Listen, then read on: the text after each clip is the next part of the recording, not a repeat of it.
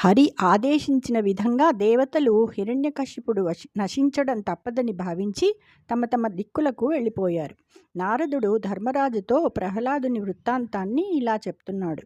ఆ దైత్యరాజు అయిన హిరణ్యకశిపునికి విచిత్రమైన చరిత్రలు గల 9 కొడుకులు పుట్టారు.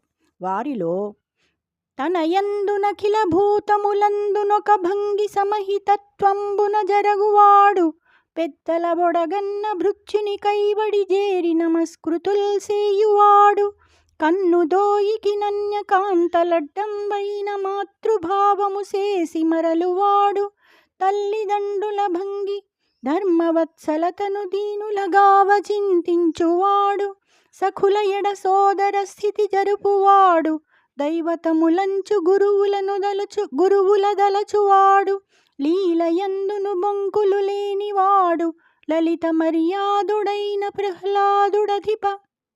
ప్రహ్లాదుడు చక్కని నడవడి కలవాడు. తన పట్ల ఇతర ప్రాణుల పట్ల ఒకే రీతిగా సమభావంతో హితంగా మెలిగేవాడు.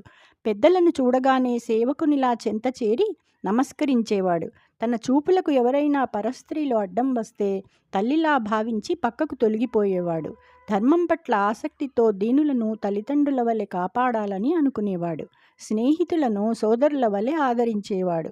గురువులను దైవాలుగా భావించేవాడు. సరదాకి కూడా అబద్ధాలు ఆడేవాడు కాడు. జై శ్రీకృష్ణ.